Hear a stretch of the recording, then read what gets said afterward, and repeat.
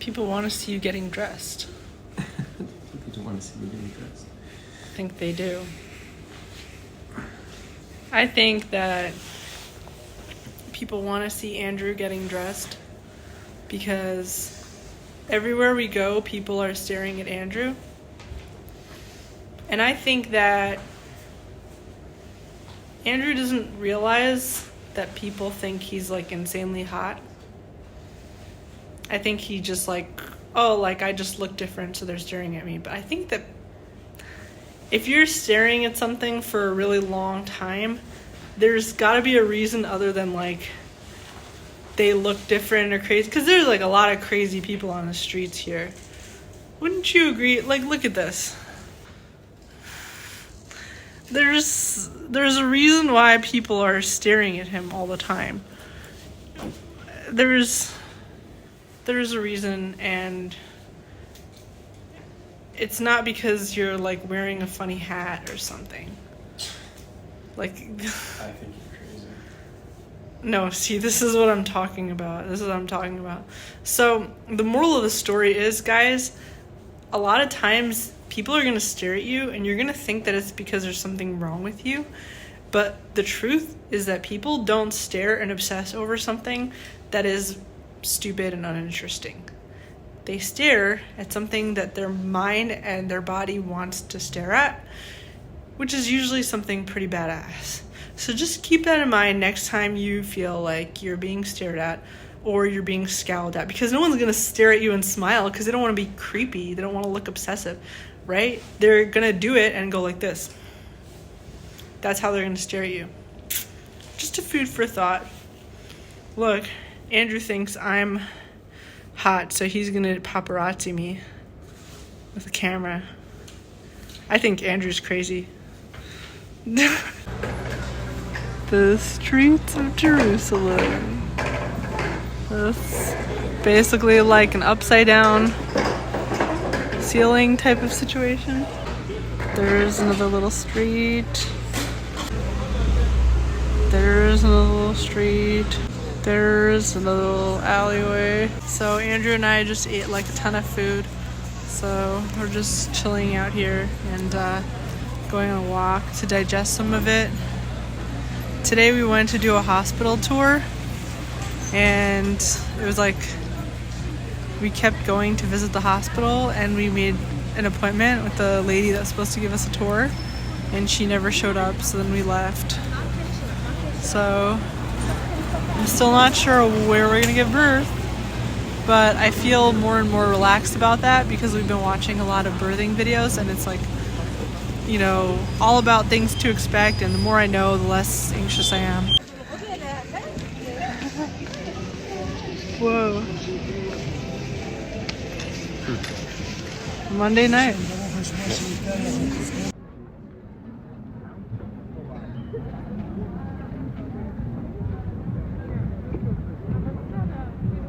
Oh, it's so like happening here.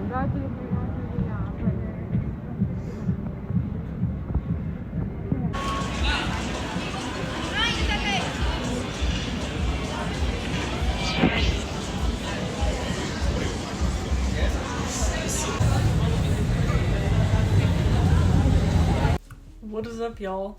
It's in the evening. We just came back from our walk and just did a few things. Did some dishes, did some yoga, and now I'm actually just waiting to take a bath. But here in Israel, like a lot of the homes, apartments, whatever, in order to take a bath, your hot water system works like a tea kettle where you have to like heat it up first. So we like turn on a timer to like heat it up. So just waiting for that. And while I'm waiting, I'm just like thinking about my thoughts and just sorting through my mind. And a lot of today was just like relaxing, sorting through my mind. And both me and Andrew, we've been just like, you know, even though we're not in Bali, we're still continuing our like whole healing routines. We've been having a ton of turmeric here, like a lot of turmeric in like every coffee drink, which I've been having decaf, but still turmeric in our soups, turmeric in our foods. I want to try to incorporate more ginger and lemon. We've been having a lot of garlic and onions and black pepper and turnips. We've been having like turnip soup every day, just midday snack turnip soup. And it's surprisingly good because I mix in a lot of seasoning and like obviously garlic, pepper, carrots, stuff like that. So trying to do a lot to keep our mental health at bay, calm, peaceful while we're like, you know, in this whole building phase. And I'm really enjoying having family and familiar faces around. I've really been enjoying that. That's really been growing on me. Having familiar faces around that I see regularly that can sort of like come in and out. I know I've wanted that for a while, but I just didn't feel safe enough in my body to do that, especially with people I didn't know. Just didn't feel, or that I was just getting to know, like the timing wasn't right, and I felt I was so much in my fight or flight in the past that it's been hard to make connections, and we've been traveling so much and everybody is like a stranger, you know, until we get to know them. And family is easy because I know them already, you know, and so and family and familiar faces, people that I've known in the past. So even though I tried so hard to get away from people that I've known in the past, to like put myself in a new paradigm and a new world, there's something really comforting about like being back in that world where people are like, I don't have to guess how people are, you know, I can sort of just predict. Yeah, it's just nice to have like a familiar, steady stream of people that we are constantly seeing, and think about family a lot. Like, I'm just really in family mode. I'm really excited to have a child. I'm really eager, excited to have my own family. And the prospect of having like a kid that's like always gonna need to eat. I mean, and it won't be always, it won't last so long, you know, your kids, they grow up and they like go and do their own thing. But while I can be that little warm center for a kid or kids, you know, to just come in and out when they feel like, eat food, be comfortable, rest, talk about their feelings, and just really nice. I'm just really excited about that. And yeah, and I'm still, you know, I don't feel like any of it is sacrificial either. You know, I feel like a lot of my childhood or like my education, I learned about like sacrificing for your family, and I think a lot of people grow up with that, like especially, you know, in a very structured school system where you kind of grow up learning that you're kind of sacrificing for your husband, for your kids, all this stuff. And I don't really feel like I'm doing that. I feel like, and I don't feel like that's my values at all. Like, I don't feel like it is at all part of my values to sacrifice. All the things that I got in life that were like good things that benefited other people especially were things that I did for myself first. Like, even this vlog, I hear all the time from people that this vlog like kept them going. Like, I always hear this comment from someone that like this vlog like kept me going through like a really dark time, or like I used to do live streams and I used to do them every single day, and every single day for like at least an hour I'd be sitting on my live stream talking about whatever, and people would make friends in the comment section of the live stream. And Nate I know you're always telling me that I should do more live streams, and I really, really want to. Again, I really want to. It's just, I have to do it in addition to these vlogs, I think, because I also have grown really like fond of the ability to walk around and do these vlogs sometimes. So I think I have to add it on, and I want to actually. I want to do it in like a special context, but it's just taking me so long to think about it, and I've been pushing myself, and I'm trying not to like get ahead of myself with how I want it to look. Trying to give myself time, but even starting the live streams, which like people would always tell me it like help them out of their depression or like help them through a really hard time, I never ever did that for anybody. Like that was a purely selfish thing. Like those live streams, I had just broken up with a guy that was like my first boyfriend ever. I was alone in DC. I had just broken up with a guy that I really, really, really liked, and I was heartbroken. I felt very lonely, and I had every evening around 8 o'clock, which would be like around when I would get to see him after he was done with work. I had like all this extra time to be with myself and my thoughts, and I just couldn't bear the thought of like being alone during that time. So I would do these live streams. I'd turn on my camera by myself, I'd get on YouTube. I think, yeah, it was YouTube and Periscope at the time. Periscope was connected to Twitter. So I would multi-stream on YouTube, Periscope, and Twitch. And I would just keep doing it every night. And for myself, it wasn't like a kind of sacrifice that I was doing for anybody. Something that I enjoyed doing because it helped me. It helped me through a really, really lonely time.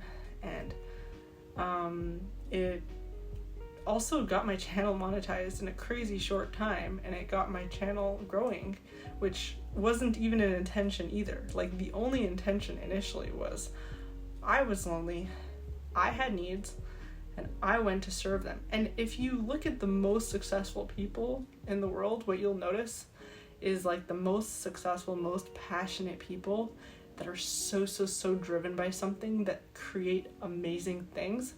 Initially, how they started, like when you get to the bottom, the root of how it started, it usually starts with something that they did for themselves, that they needed, and then they like, while they were going to get that thing that they needed for themselves, they inadvertently ended up finding it for other people too. Like, I needed to figure out a way to, get to this place because I don't know any public transportation that is going to this place. So I create my own carpooling system that goes to that place for myself. And in the process of doing it for myself, I end up helping other people. But I didn't go into it like randomly thinking that I'm going to do something sacrificial for other people. I went into it initially thinking about myself. And that's how great things in life happen, is when you think about yourself first. That's how you benefit other people. And so with family, kids, loved ones, like, I feel like the only reason I'm able to enjoy this and like be a good mom is because, or like, I'm not like officially a mom yet, but I'm like so excited about it. The only reason I'm so excited about it is because I went into it for selfish reasons. And I think people really dunk on that a lot. Like, the idea that people become a mom or have kids for selfish reasons is so taboo. You shouldn't have kids for selfish reasons. You should have kids because you're like giving something to your kids. Like, it should be purely for your kids.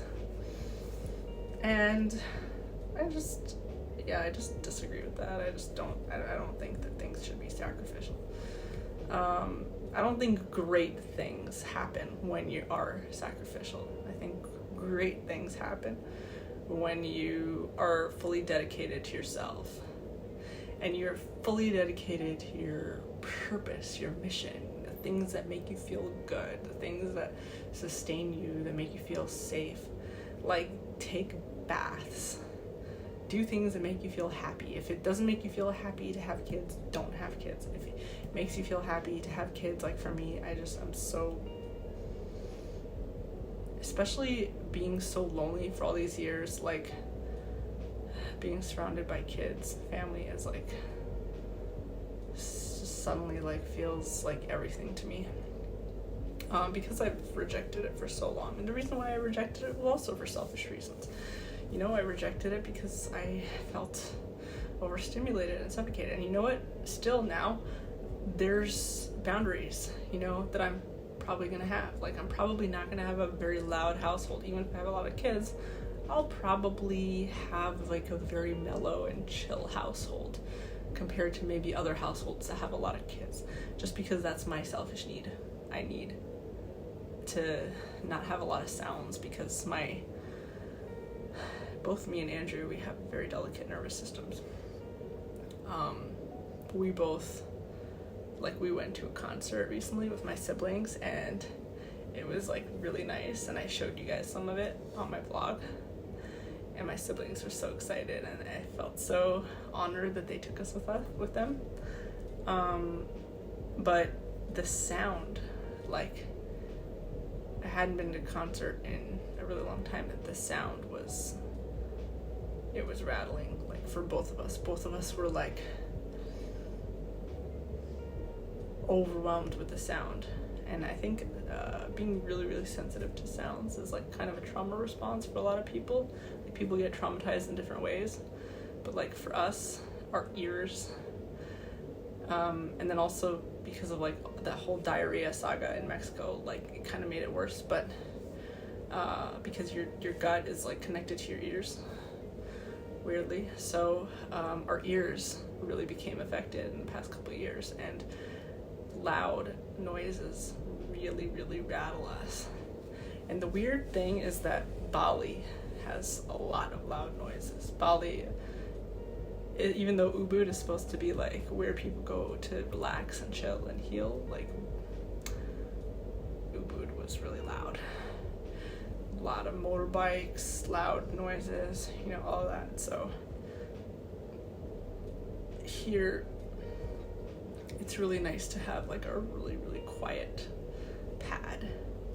And when my family members come over, it doesn't feel like we're entering into like a loud, noisy place. It feels like with them, it feels like they're coming into our quiet place.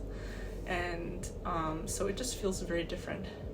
You know, in the past, I lived in my parents' house, and it was just really loud, noisy, and they always had like a ton of guests. They always were playing loud music, and so it was like their environment. My parents love to be going to parties, events. They just like loud things, and so whenever I would visit them, it was like me being in that world, which was very loud. And now that we have like our own little space, and they can come into our space that we like, you know, prepare with our little ambiance.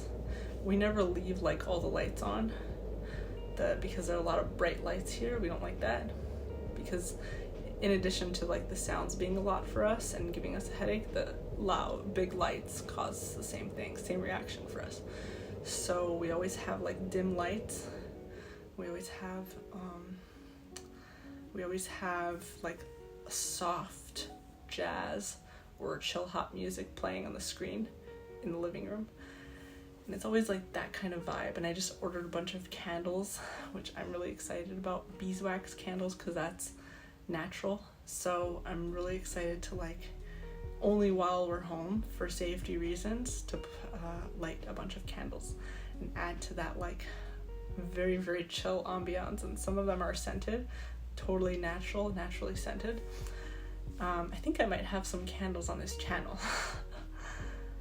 I think I might have some candles in my shop, actually, that are natural handmade candles. That's like a really big thing for me. So there's like aromatherapy and like just dim lighting, and just creating an environment for yourself that helps you be the most relaxed and the most functional. So yeah, I'm gonna see if that bath is actually working now.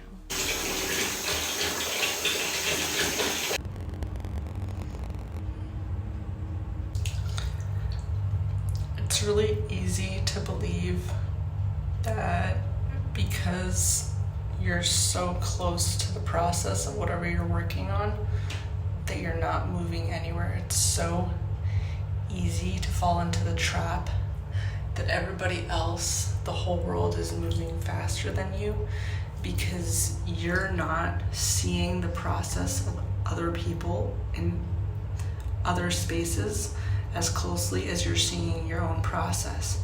So whatever process you're like staring at and watching up close, which is obviously going to be your own process because you're you and you're in your brain, that's gonna move the slowest.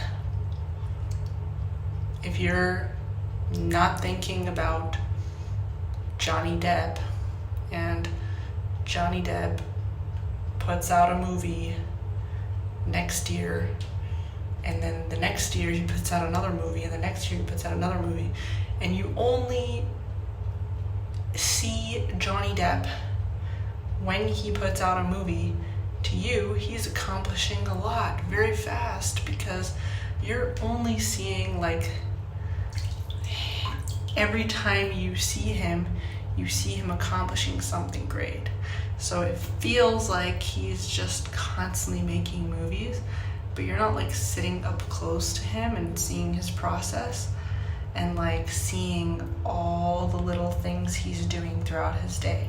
He might be smoking weed like 48 hours in a row and then just working on that movie like for 1 month of the year. Like, you don't know other people's processes. So while you might seem like a really accomplished person to somebody else, you might still view yourself as like kind of slow, kind of not moving anywhere, not accomplished.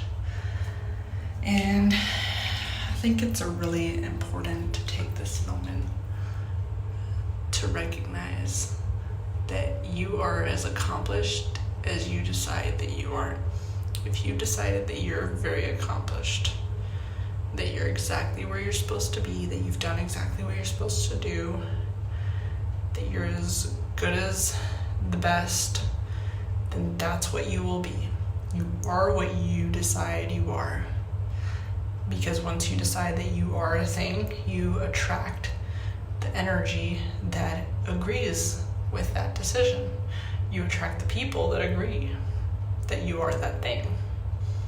You attract the lifestyle, the attitude, the mindsets, the spiritual things in the air, like all the things that work together with the puzzle piece that says, I am this thing that I say I am. So you decide that you are okay. You're okay. You're exactly where you're supposed to be. You're doing exactly what you're supposed to be doing. You've done exactly what you're supposed to do. You're so accomplished. You've moved so fast already. And you can move much, much, much slower and still accomplish way more. You believe this about yourself. The world is going to support that for you. The world will believe in you and it's going to support that for you. And so that's all like, people call it manifesting. It's the truth. It's perception. It's reality, It's perception creating reality. It's you taking control of your life. It's you controlling your thoughts and your actions because you control your thoughts and your ideas and beliefs about yourself. And, people are so allergic to the word manifesting because it sounds woo-woo, because it's associated with like spiritual hippie communities, but they'll say the same exact thing in other contexts. They'll say it in a religious way, they'll say it in a scientific way, they'll use quantum theories, however you want to say it. You can say it in whatever language you want to say it. You can control your reality with your thoughts. And if you want to get out of feeling like a loser, being a loser. Let's say you've decided that you are a loser. You want to get out of being a loser. Let's say you've decided that you're not moving fast enough. You want to accomplish so much more. You want to accomplish more in life. You want more. You tell yourself that you are more. You tell yourself that. Oh, but like I'm being delusional, you know. Oh, I'm deluding myself. You're not being delusional to yourself. You're creating a reality in which you are more. And that you require more. And that the world is going to give you more. Ever since Andrew got with me, he became in love with getting pedicures. Baby, do you remember the first time we got a pedicure? Yes. On our second date? And yes, I remember. In Dallas? I think love is a strong word, but I appreciate a good manicure. He had a man pedicurist working on his foot. Foot health is important.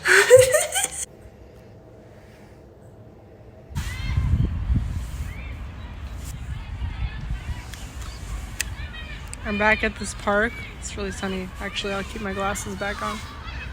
But I'm back at this park where I was last time. And just chilling while Andrew goes running. And I'm just thinking about, like, recently I just had a bunch of fears pop up. Yesterday, actually. Starting yesterday, which is why I've been doing, like, all these... just upping my self-care game a little bit compared to the time that we were here, you know. We did just a whole bunch of yoga, and I've been doing my own neck stretching exercises, tons of turmeric, matcha, healthy stuff. And I was thinking about the concept of fear, and this morning I was able to really calm myself. This is before Andrew even woke up. It was like early in the morning. I was able to calm myself from like a full-blown, what felt like a panic attack, kind of, in bed. It wasn't like any of my old panic attacks, but it was significant for recent, you know. And I was able to sort of calm myself down by having a conversation with myself in bed, where all of a sudden all these like old fears that I had just suddenly popped up.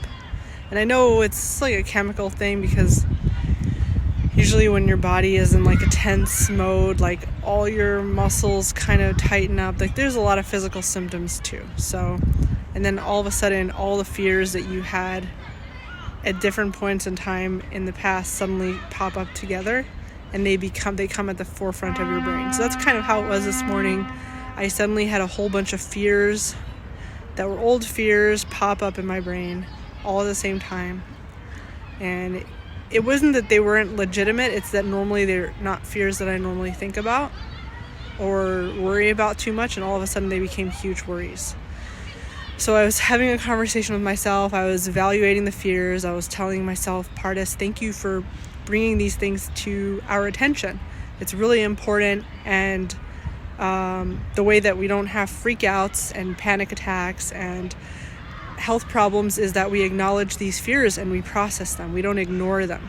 So we talked about it with myself, and I was thinking about the concept of fear in general, and I was having, talking it over with myself, and I was thinking, well, our fears are based on the limited perception of the world that we have so far.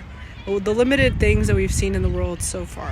What we've seen is like a tiny, tiny, tiny sliver of what is out there and what's possible.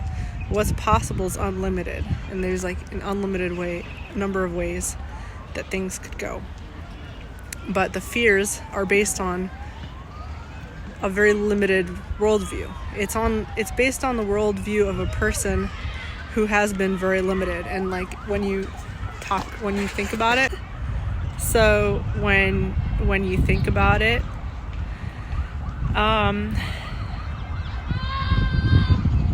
imagine if you've been like squashed for like 10 years. Like imagine if you've been squashed your whole life, and like imagine if you came from like a really, really poor background. Let's say you came from a really poor background, and like you've never seen any amount of money that's like average in the world. Like you come from like a place in the world where people are generally very poor, and like the average salary is $200 a month, and like the average great salary is $200 a month, or in some parts of the world the average salary is like a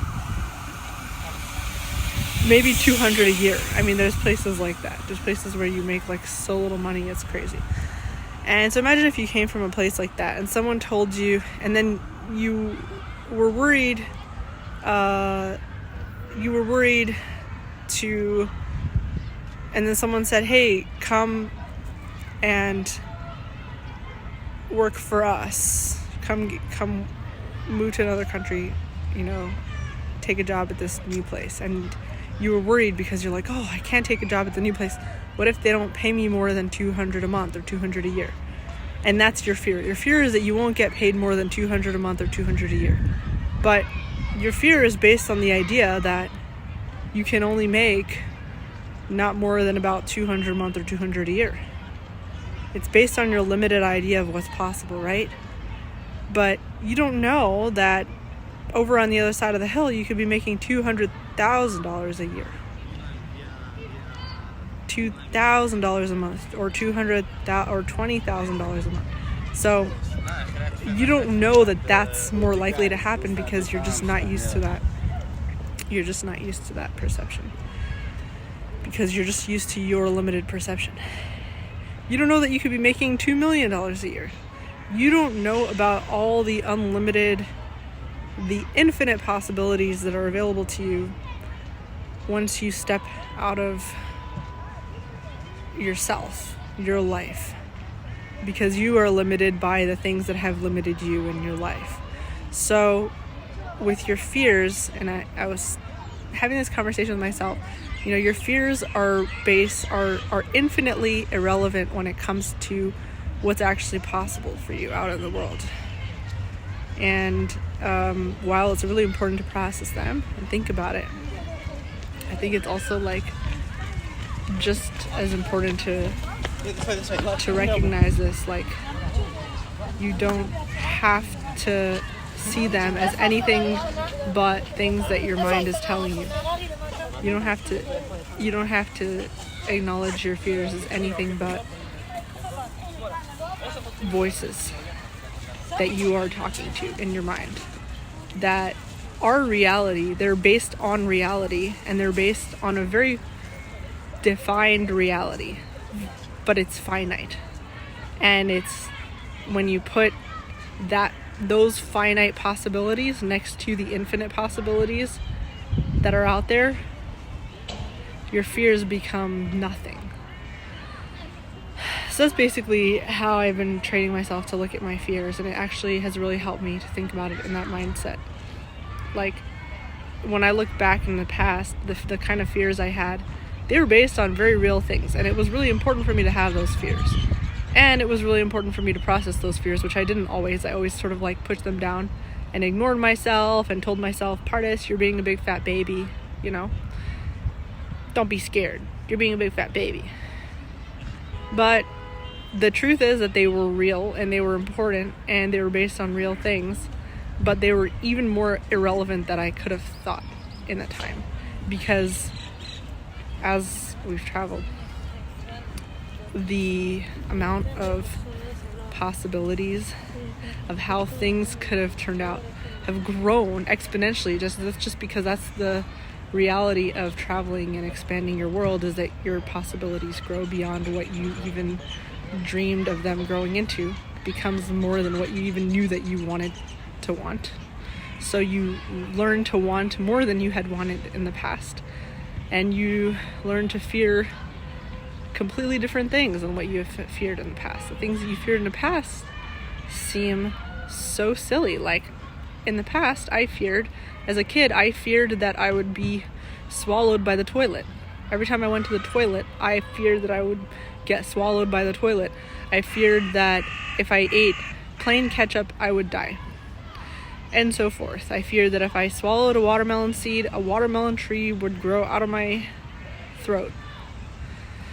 So, like, looking back, all those fears are hilarious, but like that was my world, and that was like what I knew to fear back then. And so yeah, in addition to like a ton of self-care, I'm just having these conversations with myself, revisiting my fears, fears that people will come and get me.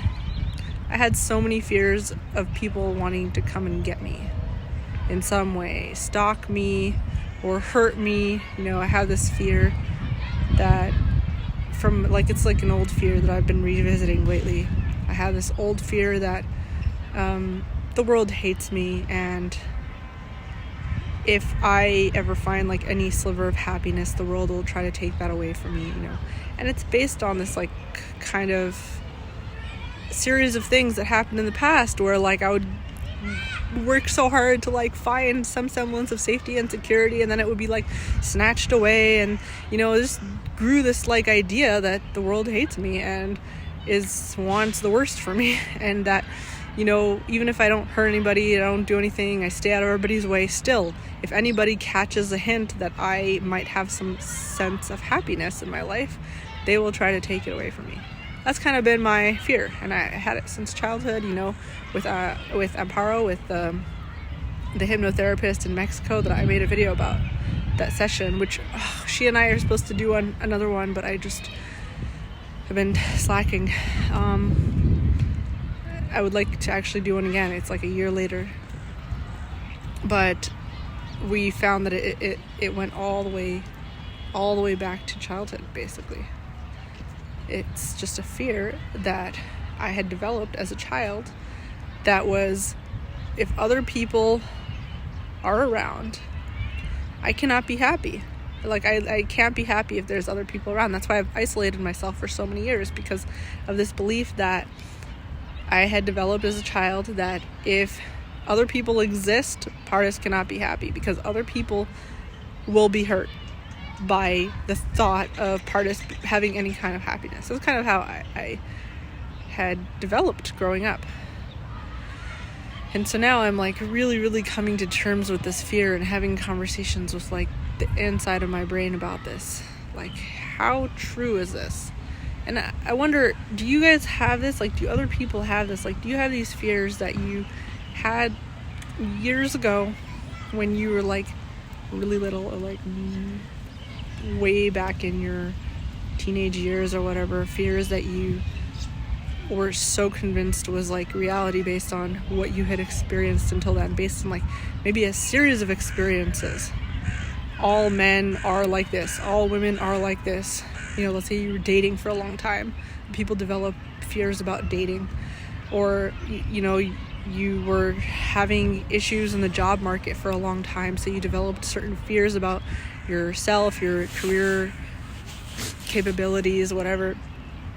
And then many years later, you got to a point in your life where you had to like sort of revisit those fears and say, are these fears even serving me anymore? Do I need them?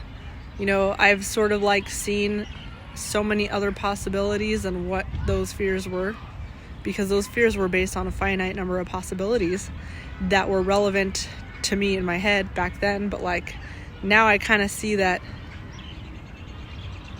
if I just let time move along, the possibilities are unlimited for how the world can be towards me. It is like entirely possible that every single person in the world loves me, and every single person in the world is going to be happy if I'm happy. It could be entirely possible. And even if that's not entirely possible, it can be entirely possible that many people in the world love me and would be very happy if I'm happy. And it can be very possible that the people that wouldn't love me and wouldn't be happy if I'm happy wouldn't even know about me, because they would just be in totally different radar. It's like there are just many different possibilities other than the fears that I had like enmeshed in my brain all those years ago. So just like having these moments I think is important, because like you could do a lot of like, you can do a lot of self-care. You can sort of like do all the yoga, sleep, rest, relax, and that's really important. But still be like, not do the brain work, like not have the conversations with yourself, and still be stuck in those, paradigms that you were in the past. And the conversations with yourself are really nice, and maybe it starts with having a conversation with someone else. Sometimes you don't know how to have a conversation with yourself. You have to learn the conversations with yourself through first having conversations with another person. You have to like practice doing the conversation thing, the back and forth, with someone that is preferably healthy and like really good at conversating, like, really good at listening and really good at hearing you, talking back, reasoning with you, is not in their fight or flight, is like feeling very safe in their body. That's probably someone good to start practicing the whole conversation thing with. So that's where I am. I'm just gonna keep sitting here like old lady in the park. I saw like a few babies here in this park, and it's so cute. It's really sunny out. So I saw a few babies. I saw a family having a picnic on a blanket outside. It's in the middle of a Tuesday. A whole family with a blanket having a picnic with a little baby, like just lying down on the grass. And it was very cute. So yeah, massive baby fever. I feel like having a baby is like motivated me to really like really dive into a lot of the fears I've had in the past that have limited me, because I don't know, having a baby just makes me motivated to be as big and happy and like powerful as possible for her, which is crazy. Like, you should do it for yourself, yada yada yada. But the fact is, it's just like a baby makes you want to be bigger. It just is it is what it be. A baby makes you want to be bigger, because you just, like, if I don't live up to my potential myself, then it's like, oh well, what am I? Who am I? Big deal. But if I don't live up to my potential, like, for my offspring, then I feel like even more of a failure. So it's just like, okay, let's visit all these fears, all these things that are like sort of holding me back. Like, what are they saying? What are these voices in my head saying that are stopping me from wanting to talk to people, that are making it really hard for me to do the things I need to do to be happy? Like, what is making me so afraid of everything?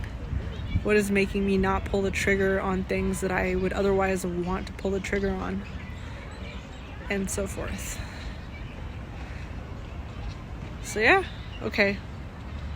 I've talked enough. See you guys.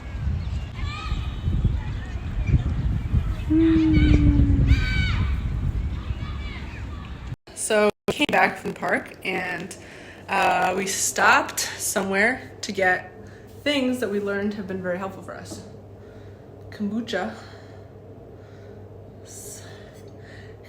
in Hebrew, and coconut water for electrolytes, because last night I was doing stretches and my foot was like, my muscles in my foot were spasming, and I thought it's just because I'm like walking too much, but Andrew said that happens when you don't have enough electrolytes. And we've been like covering a lot of parts of our health. Like, we've been doing the raspberry tea and dates, the cinnamon, turmeric, matcha, like all these things, but we haven't doing electrolyte drinks like we were in Bali. In Bali, we were having coconuts and kombucha like 24/7.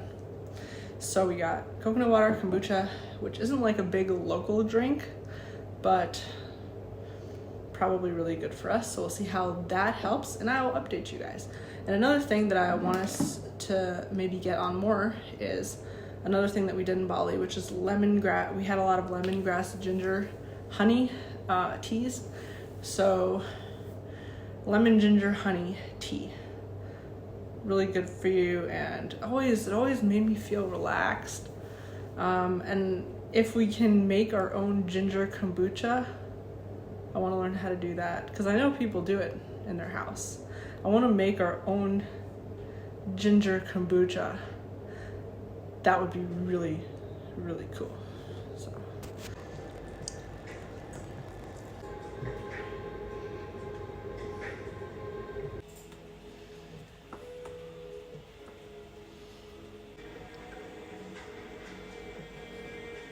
Check out this drink. It's called Seleh. And there's multiple ways to make it, but it's coconut water, milk, cinnamon, and honey in here. Coconut water, milk, cinnamon, honey. And it's hot. And I'm excited to try it. Oh yeah, that's good. Yeah? Yeah, that's really good. Is it too sweet because there's both honey and coconut water? It's a little on the sweet side, but I like it. Yeah? Yeah. What else could make it better? Maybe like cardamom or rose water or something? Or nah? No. I don't know. I'll play around. Maybe rose water. There's the cornbread. Does it look ready? Hard to tell. I didn't show you guys the cornbread last time, and I already started eating this, but this is how the cornbread turned out. It's like more like a corn casserole type of thing. And it's like this is like kind of a breakfast dessert plate type of thing, because we didn't have eggs. It's got labneh, which is like thick Middle Eastern yogurt, and honey, and walnuts, and some cinnamon sprinkled on top with the corn thingy, and coffee. Oh gosh, I don't like the way I look, but oh well. So just wanted to check in with you guys and see how everyone's doing. I look like shit, but I'm actually doing okay. Like, I'm doing a lot better than I look at the moment. And just lying down a lot. My body is growing really fast. And my belly is growing fast. It's becoming kind of uncomfortable to like get into different positions when sleeping, because my belly is getting so big. So like mechanically it just gets sore really quickly when I lay on my side. Like it just feels like there's no comfortable position for me the more pregnant I get. But I'm still doing yoga every day. I'm still doing like legit ab workouts. Like I didn't expect that at this stage I would still be doing like a ton of ab workouts and like strength building, but I am, and it feels amazing.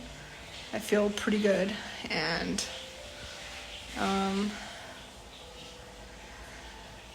the physical stuff really helps. It really helps with my mind, body.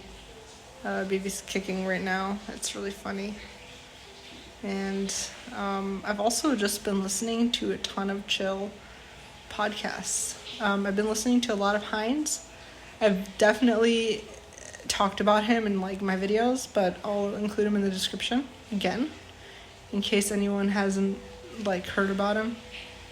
Heinz, he's a chill podcaster, the number one chill spot on the internet, powered by Ja. That's how he talks.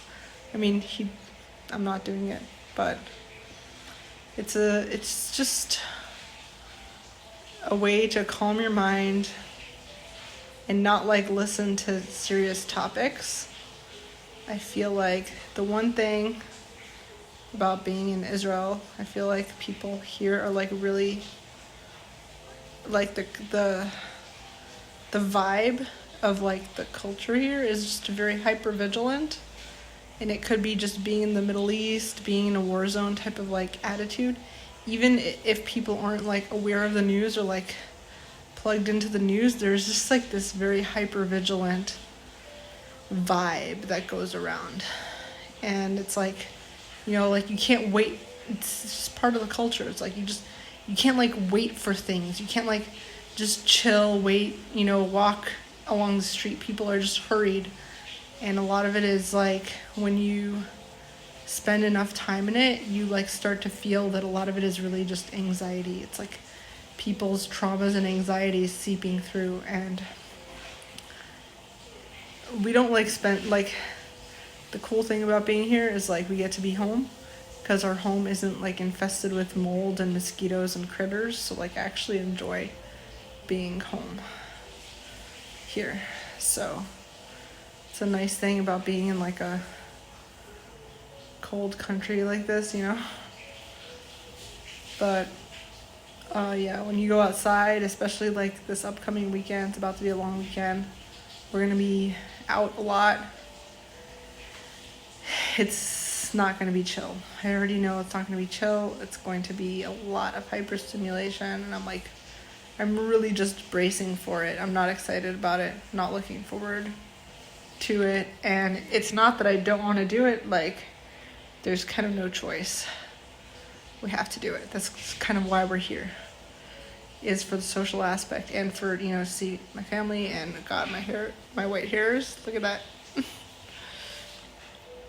But really my favorite part of being here is just being able to be at home in quiet. I feel like I'm looking fat. So yeah, that's the update that I have, and I hope you guys are doing okay. Hope everyone's doing well. Like, let me know in the comments what you guys are up to.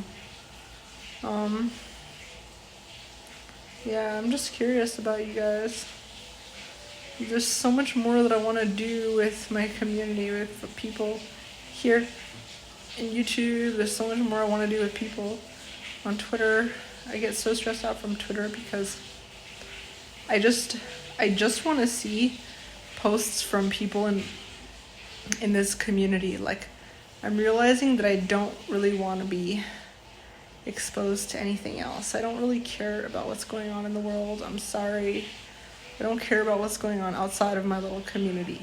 I can't. Like, my brain doesn't have the capacity for it. It will drive me crazy. It'll make me angry when I go on Twitter and I see, like, all the shit that's happening with strangers or with friends that I'm not close to, like, just far away stuff. It just stresses me out. It stresses me out. I just can't absorb too much of it. What doesn't stress me out is just keeping up with a few people that I know that are in my personal network. My viewers, that's not a ton of you guys. So that's what I think I'm going to work on, maybe, is figuring that out. In the meantime, hope you guys have an awesome, awesome week. And tell me what you're up to in the comment section. If any of you are starting like a YouTube channel or TikTok, shout out to Josh. I'm going to post his TikTok because it's done really well over the past year. And I don't know why I never posted it in the description or in the description. So everybody follow Josh. He has an amazing TikTok. And it's really good. And he talks about like really interesting things. He talks about being homeless. He talks about life in the streets. He talks about all kinds of stuff. He's had a really interesting life. Josh has had a really interesting life. So I'm going to include that in the description. So everybody follow Josh. And also I want to hear if anyone else has recently started a channel and that I should follow. Because I think the thing for me, like, I just need to follow people in my community. I can't be following random people from all over the world that are just I can't be stressed out. Just my brain is overstimulated with too much stuff lately. So I feel very, very motivated to like stick to my nucleus. Okay. Okay, I'm gonna go and find like a cute Prime movie to watch with Andrew. Andrew also has like some pain in his face. So I'm gonna find like a nice cute Prime movie to watch. And I'll see you guys in the next video. Bye. I just have to give a quick update. Every Thursday night in Jerusalem, people make cholent. It's called cholent. And it's like a Shabbat food. And it's... Anyway, Andrew's gonna have his first cholent tonight. Babe, are you excited? With kishka. And it's a Thursday night, and we're gonna have this miraculous food, which is like just slow cooked melting pot, basically, of like a bunch of random stuff that they throw in there. Okay, he's gonna try this cholent, and he's gonna throw the kishka inside of the cholent. That's a kishka. You can just dump it all in. That's what I do. Okay. Just dump it all in, and you just eat it, and like you don't eat the kishka by itself. You eat it like together. Okay. What do you think, baby? It's very good. You like it? Yeah. What does it remind you of? Stew and beans. Okay. Yeah. Like a good stew with beans in it. It's not the best cholent I ever had, if I'm being honest. It's good, but it's not like, whoa, mind-blowing. Babe, do you know why it's unhealthy to have non-beeswax candles? Yes. Like, why are candles unhealthy? Because the scents are artificial. They usually are chemical based, and the other manufacturing processes and additives they put into the candle. So when you burn it, you just release all of that to the air, and then you breathe it in, and it's not good for you. So it's just like chemicals and stuff and then it goes in the air and you inhale it. Correct.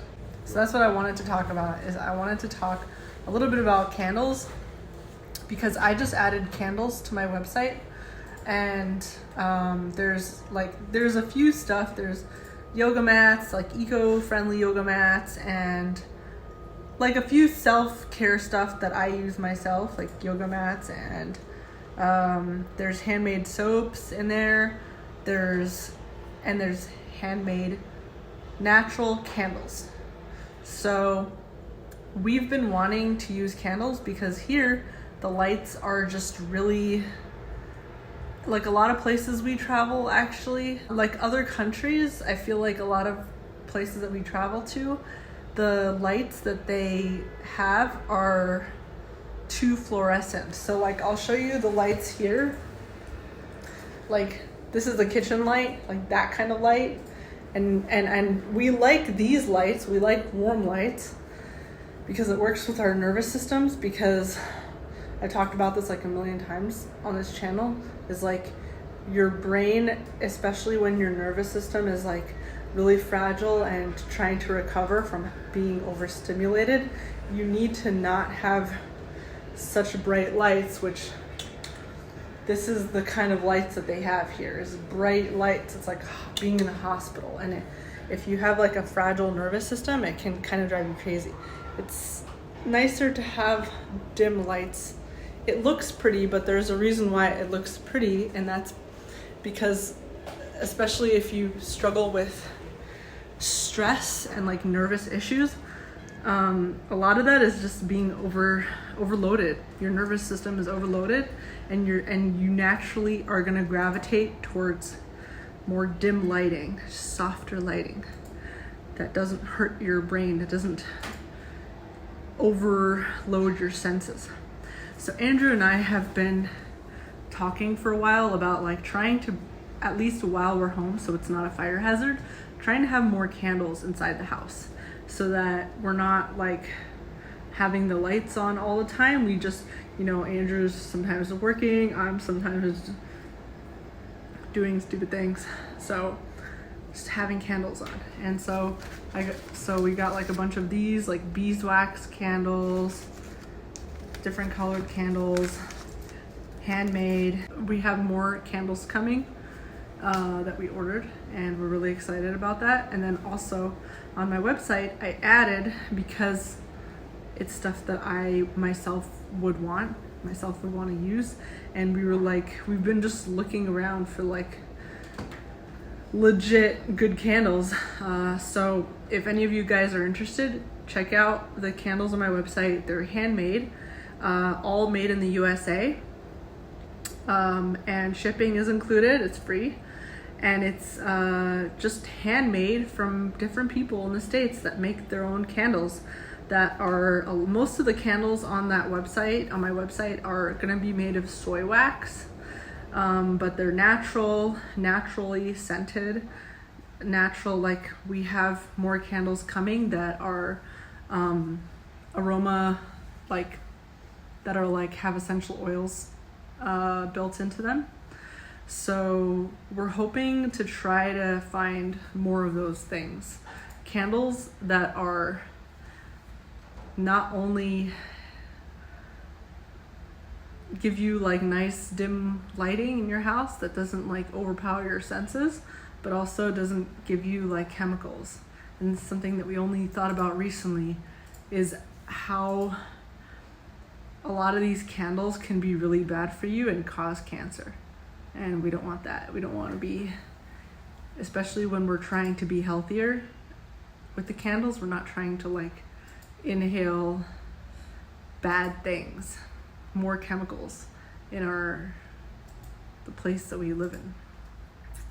So yeah, check it out, and I'm gonna try to like tag as many of those products from my website as I can in this video, but we'll see which ones show up.